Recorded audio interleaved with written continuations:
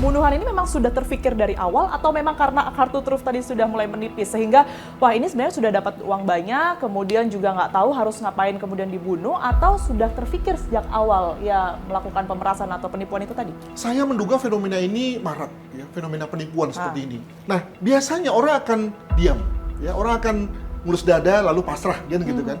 Nah, tapi masalahnya kan begini, sang pelaku ini kan berpikir begini, kalau cuma saya tekan korban sekali atau keluarganya sekali, lalu setelah itu selesai, gitu ya. Nah, maka dia ingin agar terus-terusan dia bisa mengeruk sang keluarga korban ini. Mungkin juga karena dianggapnya keluarga korban ini naif, kaya juga, gitu ya. Maka kemudian lalu dia pakai cara yang kedua, yakni seolah-olah korban diterima, seolah-olah korban itu setengah melalui pendidikan, dan lalu kemudian dia bunuh.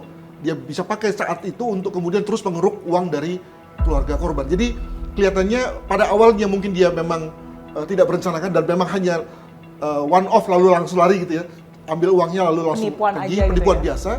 Tapi karena dia melihat ada peluang-peluang untuk mendapatkan uang lebih banyak, maka kemudian dia keruk, gitu ya, keluarga korban, dan itu terjadi kan.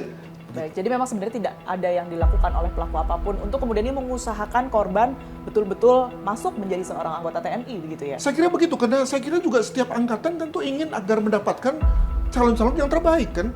Jadi saya kira nggak ada angkatan yang lalu kemudian memberikan untuk kepentingan orang dalam atau apa itu tidak dilakukan sebenarnya oleh pelaku. Sebetulnya tidak ada, apalagi misalnya pada beberapa jenis kedinasan yang sudah memakai pendekatan CAT ya, tes berbasis komputer, di mana ada lagi ruang untuk orang-orang yang sebetulnya nggak lulus sebetulnya. Jadi sebetulnya ada hikmah juga sih lewat kasus ini, yakni bahwa dengan ini kemudian banyak orang disadarkan atau diharapkan sadar untuk berhati-hati.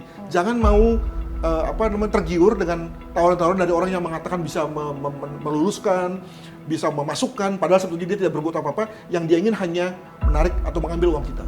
Kenapa bisa terjadi sekalipun dari ini adalah salah satu sampel dari sekian banyak kejadian gitu ya Pak Adrianus. Ini Anda melihat fenomena apa? Apa memang betul pelaku ini sangat mudah untuk melakukan tipu daya begitu ya? Atau memang karena kondisi dari keluarga ini yang kemudian berada di daerah, kemudian juga sedemikian mudahnya memberikan kepercayaan juga? Saya kira memang kita harus lihat dalam setting Indonesia ya, yang memang melihat atau orang yang bekerja di angkatan, di kepolisian maupun di TNI sebagai sesuatu yang wah gitu ya.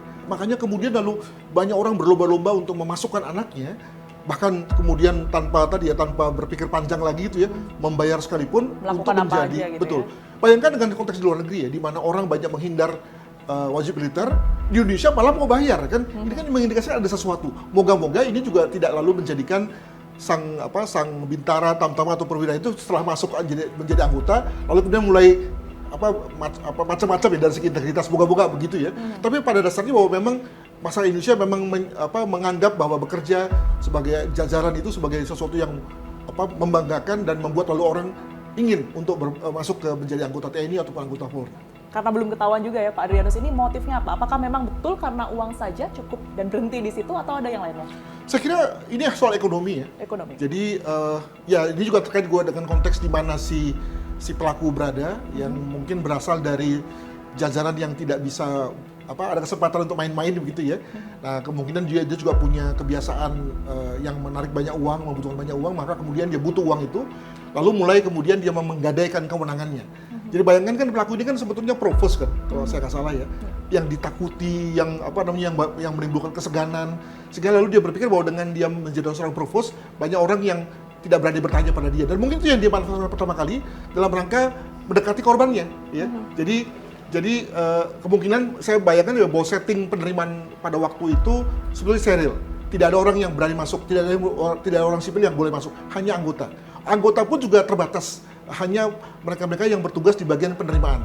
Nah, tapi bagi seorang provos, boleh dia muter-muter. Nah, ketika itu lalu kemudian dia boleh mendekati keluarga, mendekati sang calon ini ya, lalu mulai komunikasi. Jadi dia betul-betul memanfaatkan kewenangannya untuk mendekati korban dan keluarga korban, ya. Nah, lalu siapa sih yang nggak merasa percaya dengan seorang anggota yang begitu keren ya dan gagah.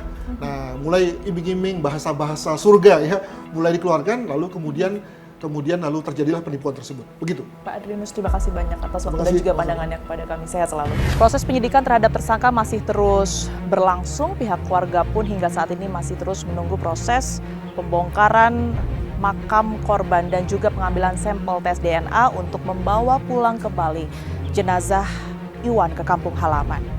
Di sisi lain, kriminolog Universitas Indonesia menyebutkan bahwa ekonomi bisa menjadi satu-satunya motif sehingga pelaku melakukan pembunuhan keji terhadap Iwan.